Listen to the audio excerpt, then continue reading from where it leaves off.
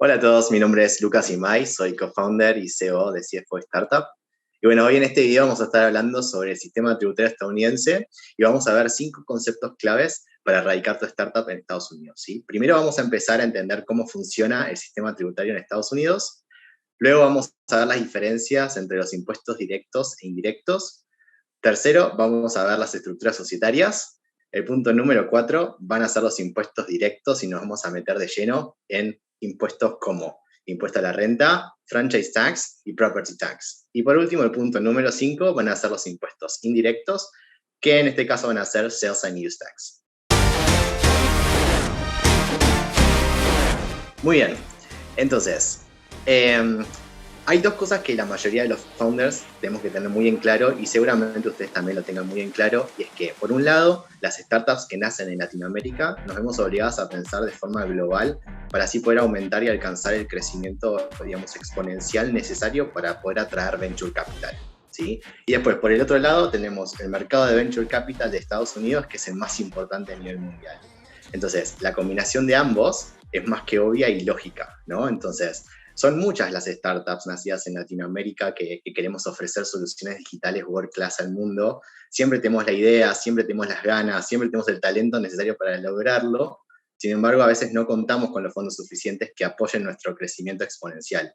Y es por eso que la gran mayoría de las startups de Latinoamérica, digamos, lo que hacemos es buscar ese mercado de Estados Unidos de Venture Capital lo antes posible. ¿Ok? Entonces, cuando las startups de Latinoamérica entienden que su mejor opción es buscar capital en Estados Unidos, digamos, nos enfrentamos al desafío de encontrar esa estructura legal que nos permita crecer rápido y sobre todo ágil, ¿sí? Entonces, para ello existen varias opciones, pero bueno, la más elegida por los venture capital y los founders es contar siempre con una holding en Delaware y vincular sus subsidiarias de Latinoamérica, ¿sí? Pero bueno, mantener las inversiones de las startups en una, digamos, en una compañía holding no es la única razón por la cual una startup de Latinoamérica desembarca en los Estados Unidos, ¿sí? Cuando una startup comienza a globalizarse, a generar operaciones internacionales, ahí empiezan la presión tributaria, el sistema cambiario del país de origen nos empieza como a obligar, ¿no?, a estas startups de Latinoamérica a buscar un territorio más competitivo.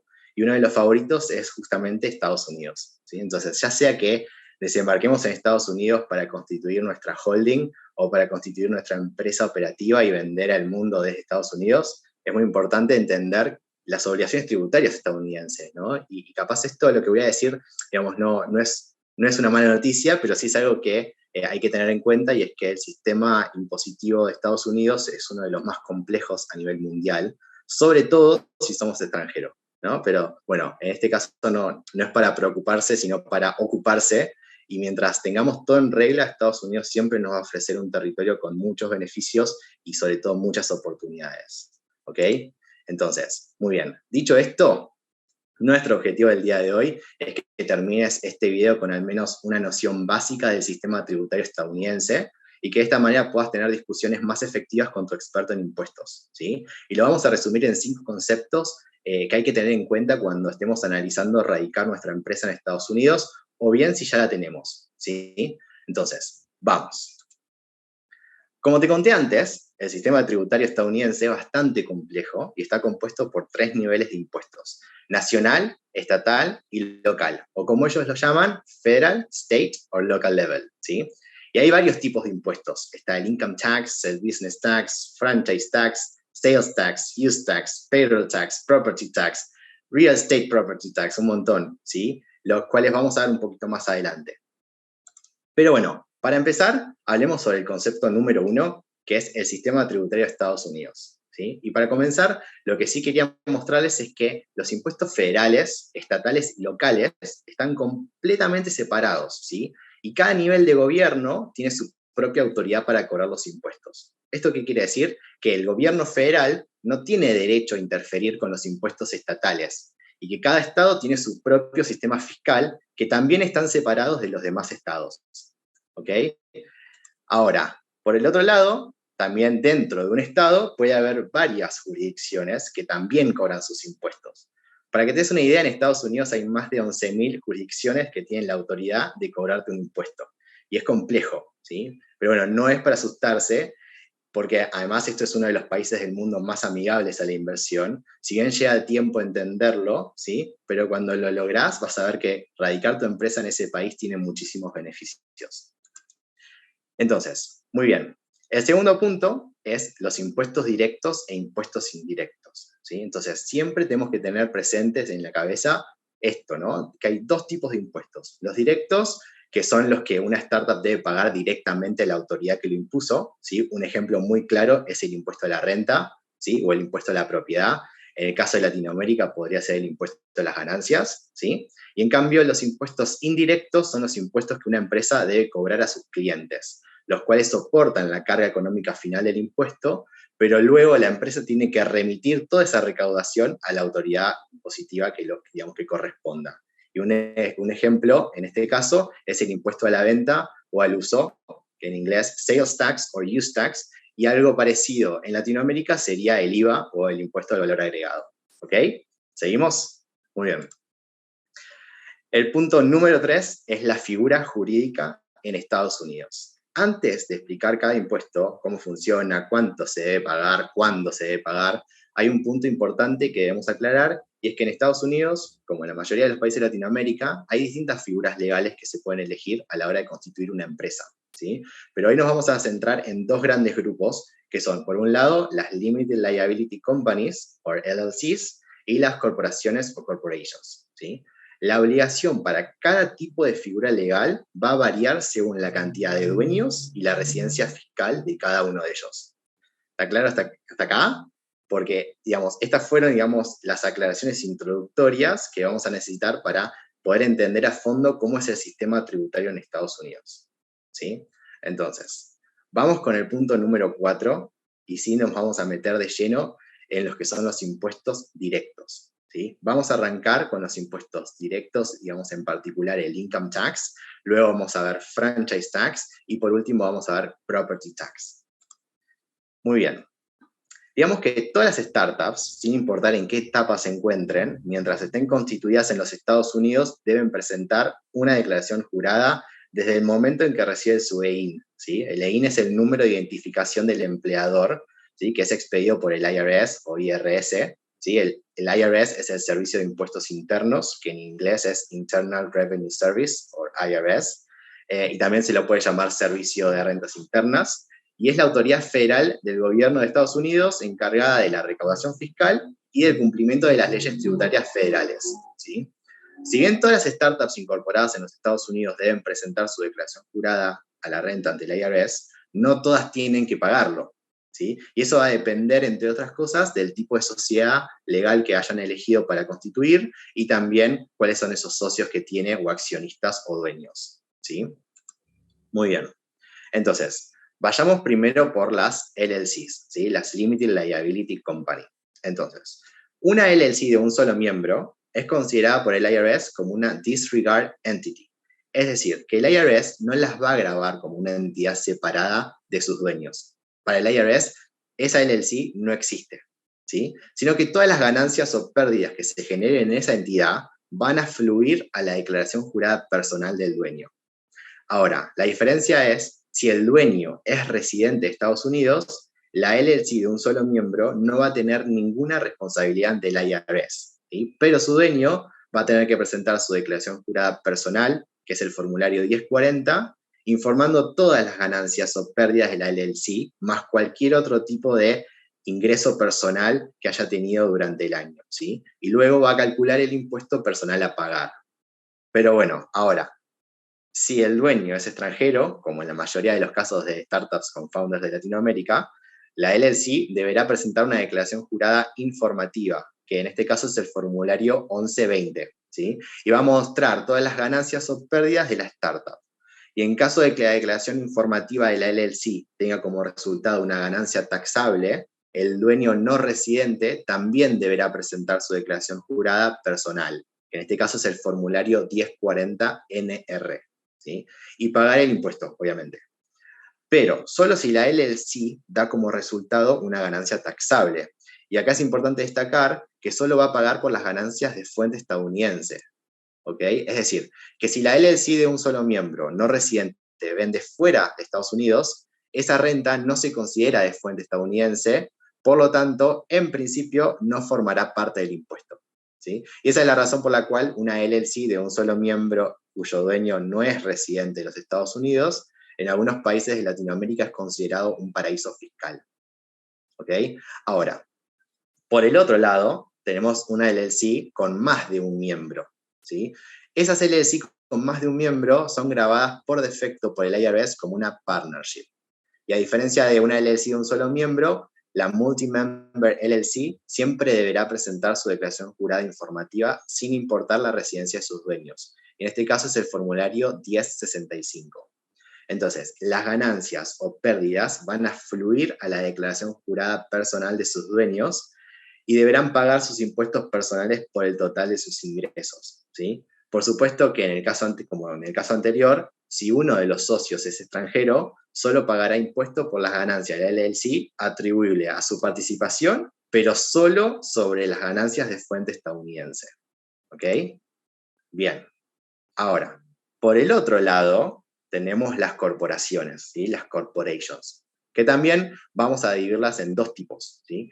Las corporaciones constituidas bajo normas estatales, ¿sí? Van a ser consideradas por el IRS como corporaciones C, o también se las denomina C Corporations. Y solo las corporaciones que tengan accionistas residentes norteamericanos, es decir, que el 100% de sus accionistas sean residentes norteamericanos, pueden elegir ser grabadas como corporaciones S.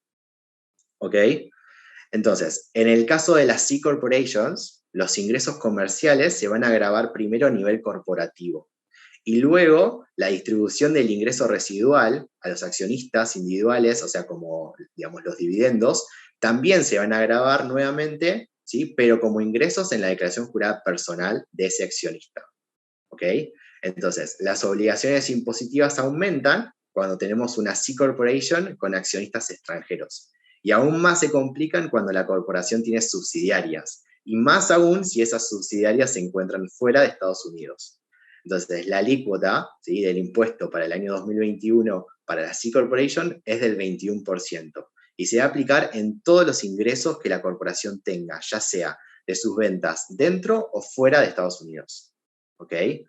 En cambio, las S Corporations solucionan esa doble imposición de las C Corporations, ya que el IRS no va a grabar a nivel corporativo el 21%, sino que todas las ganancias o pérdidas de esa corporación van a fluir a la declaración jurada personal de sus accionistas, ¿sí? Pero de nuevo, solo se puede elegir ser una S Corporation si el 100% de nuestros accionistas son todos residentes estadounidenses.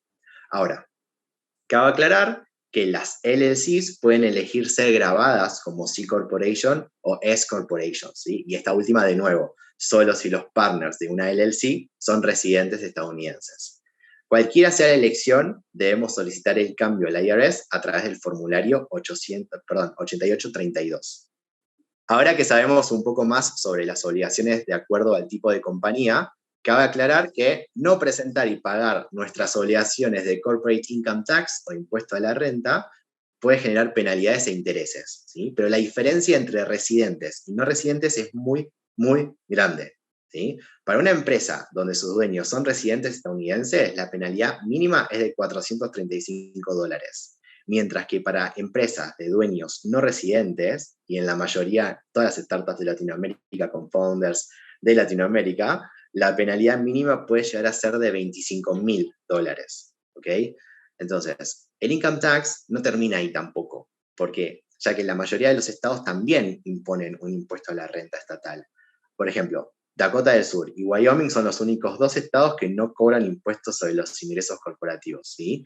Y Delaware no impone un impuesto a la renta cuando la compañía es solo una holding company, es decir, que es una holding que tiene, digamos, subsidiarias en Estados Unidos o fuera de Estados Unidos. Por lo tanto, si tu empresa no está radicada en South Dakota o Wyoming, y en Delaware puede ser, es probable que tu startup también esté alcanzada por el impuesto a la renta estatal. ¿Ok? ¿Vamos bien? Listo. Entonces, terminamos con el impuesto a la renta. Ahora vamos a seguir con los impuestos directos, pero en este caso con el franchise tax, que es un poco más sencillo, ¿sí? Digamos, es un impuesto de franquicia que, contrariamente a lo que implica su nombre, no es un impuesto que grava una franquicia. Más bien es un impuesto estatal que se aplica a corporaciones y sociedades y cualquier otra entidad como las LLCs por el derecho de existir como entidad legal y hacer negocios dentro de los límites de una jurisdicción en particular. ¿Ok? Entonces, los impuestos sobre la franquicia no reemplazan los impuestos sobre la renta federal y estatal, por lo que no es un impuesto sobre la renta. Estos son gravámenes que se pagan además del income tax. Y el monto de franchise tax puede diferir, o sea, mucho según las normas fiscales de cada estado. ¿Sí? Algunos estados calculan el monto del impuesto en función a los activos, no sé, o el patrimonio neto de una entidad, mientras que otros estados miran el valor del capital social de una empresa. ¿Sí? Y incluso hay algunos estados, como por ejemplo Delaware, que cobra una tarifa fija a todas las LLCs. Por ejemplo, este año fue de $300. Bueno, sigamos con el último de los impuestos directos. ¿Sí? Si bien la mayoría de las startups de Latinoamérica que operan en y desde Estados Unidos no tienen grandes activos en el territorio estadounidense. Pero bueno, sí es importante saber que existe un impuesto a la propiedad. ¿Sí? El impuesto sobre la propiedad en los Estados Unidos es la contribución económica que las personas y las compañías realizan a las localidades, condados o estados, ¿sí? Basados en el valor justo que una propiedad tiene en el mercado. Y básicamente el propósito de este tax es financiar todo lo que es infraestructura y los servicios públicos. O sea, vialidad, escuelas, servicio de policía, bomberos, entre otros, ¿sí? En esa jurisdicción donde el bien se encuentra.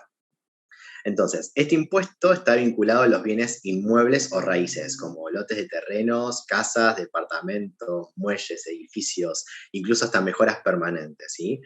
No sé, por ejemplo, fábricas, condominios, almacenes. Y en algunos casos, este impuesto también se extiende a los bienes muebles significativos, perdón, tales como, no sé, los colectivos o autobuses, botes, aviones, mobiliario, computadoras, aparatos electrónicos, joyas, herramientas y un montón de otros bienes. Pero bueno, cada uno de los estados tiene su propia legislación donde establece las normas, características y condiciones de cómo se debe gravar y cuáles son las autoridades responsables de esa recolección de esos impuestos. ¿Ok? Muy bien. Con esto terminamos con los impuestos directos. Y vamos al quinto y último punto de esta presentación, que son los impuestos indirectos. Y nos vamos a enfocar en dos de ellos, que es Sales Tax y Use Tax. ¿Ok? Entonces, como hablamos en el principio, en Estados Unidos existe el impuesto a la venta, o en inglés Sales Tax, que a diferencia del impuesto de valor agregado, que por ejemplo tenemos en Latinoamérica, este solo se aplica a la transacción entre un minorista y un consumidor final. Y además no es un impuesto federal, sino que es un impuesto estatal. Es decir, que cada estado tiene sus propias reglas, y eso es lo que lo hace más difícil. Por lo tanto, el sales tax es el impuesto que grava el privilegio de vender como minorista cosas tangibles o algunos servicios específicos, ¿sí? En este caso, lo que sucede es que el vendedor minorista actúa como un intermediario entre la jurisdicción, ¿sí? Que puede ser un estado, un condado, una ciudad, y el consumidor final. Es decir, que al vender, el minorista es responsable de cobrar el impuesto a sus clientes, que sean consumidores finales, ¿sí? Y luego remitir todo eso que haya recaudado a la jurisdicción correspondiente. ¿Ok? Pero no siempre el vendedor minorista está obligado a ser intermediario. Y en esos casos en que el vendedor minorista no actúa como intermediario, es el consumidor final el que debe ir y pagar directamente el impuesto a la jurisdicción correspondiente, ¿sí? Por esa compra, por haber haber consumido un bien tangible o un servicio. Y ese impuesto se llama use tax o impuesto al uso. Entonces, el impuesto al uso es complementario al sales tax. En cierta medida son el mismo impuesto y la carga económica siempre la tiene el consumidor final, pero la diferencia es quién remite el pago del impuesto a la jurisdicción, quién es el que envía ese dinero a la cuenta bancaria de esa jurisdicción, ya sea de ese estado, ese condado o esa ciudad. ¿Ok? Entonces, acá vamos a ver un ejemplo. Entonces, volvamos a recapitular. Si el minorista actúa como intermediario y cobra el impuesto al consumidor final y luego lo remite al Estado, se llama sales tax. Fíjense que en este ejemplo, la cantidad de dinero recaudado por el Estado por esta venta son $2.49. Y el que paga ese dinero es el consumidor final, pero el que deposita, ¿sí? Esos $2.49 es el minorista, el que deposita la plata, el dinero, en la cuenta bancaria de la jurisdicción. Ahora, por lo contrario, ¿sí? Si el impuesto lo paga directamente el consumidor final sin ningún minorista como intermediario, se llama use tax. En este ejemplo, la cantidad de dinero recaudado por el Estado por esta venta también es $2,49. Y el que paga ese dinero también es el consumidor final. Pero en este caso, es el consumidor final el que deposita esos $2,49 en la cuenta de la jurisdicción. ¿Ok? Entonces, ahora vamos a poner un ejemplo un poco burdo como para que se entienda la lógica, ¿sí? Imaginemos que, no sé, compramos una caja de 5 alfileres a 25 centavos a un vendedor que no está obligado a recolectar el impuesto.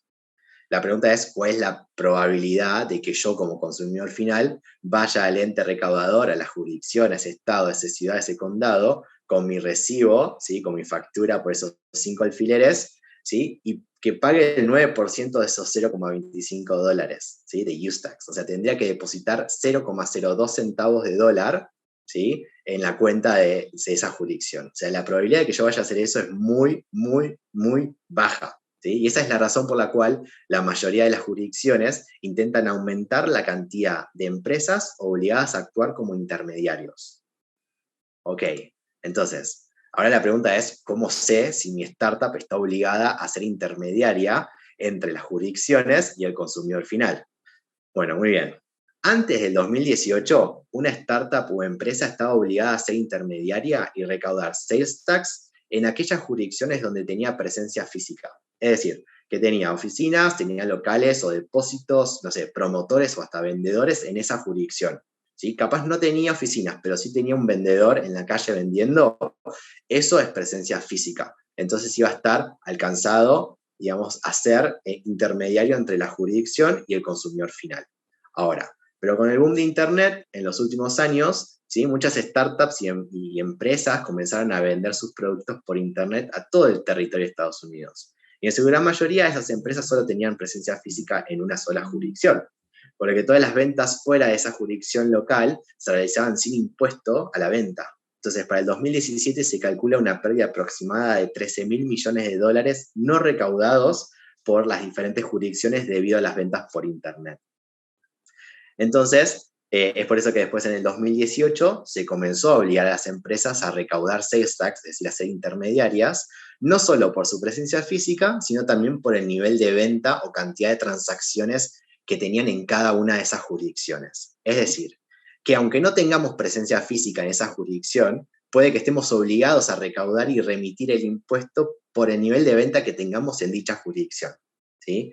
Una no tan buena noticia es que la mayoría de los estados, si bien no graba la venta de servicios, sí graba los software as a service, ¿sí? Por lo que las startups de Latinoamérica que operan en Estados Unidos y ofrecen estos SaaS probablemente se encuentren alcanzadas por este impuesto, ¿sí? Algo importante aclarar en los impuestos indirectos es que no se puede generalizar. Siempre hay que analizar cada caso, ya que cada jurisdicción, cada ciudad, cada condado, cada estado puede, digamos, puede tener sus propias reglas. Entonces, en uno podemos estar alcanzados por el impuesto, pero en el otro no.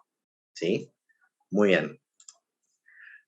Con esto finalizamos, digamos, la introducción al sistema tributario estadounidense. Y como le dije al principio, el sistema tributario de los Estados Unidos es muy complejo y es imposible tocar todos los temas en este video, pero bueno, espero que ahora tengas al menos una noción básica de los impuestos más importantes para tu startup.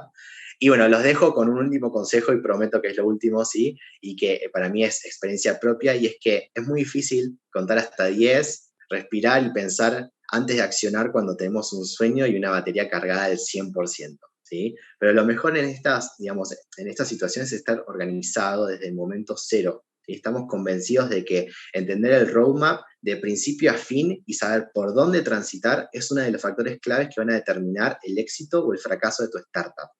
Y ojo, no quiero que te lleves la impresión de que tenés que ser un experto en impuestos estadounidenses para desembarcar en los Estados Unidos. Pero sí es necesario que puedas contar con expertos que te guíen en todo el proceso, desde el principio, digamos, desde el inicio hasta el exit, ¿sí? Porque no cumplir con esas obligaciones tributarias podrías estar generando problemas estructurales muy graves en tu startup que luego van a ser muy difíciles de resolver, ¿ok? Entonces, muy bien, con esto finalizamos y me gustaría decirles que, bueno, desde CFO Startup quedamos a disposición para cualquier duda, cualquier pregunta que tengan. En esta presentación, entonces, tienen todo como para contactarnos, incluso tienen un mail perdón, un link más abajo en donde pueden hacer clic y setearnos una call en donde nuestros expertos van a estar muy felices de poder atender todas las dudas que tengan. Así que muchas gracias y hasta la próxima.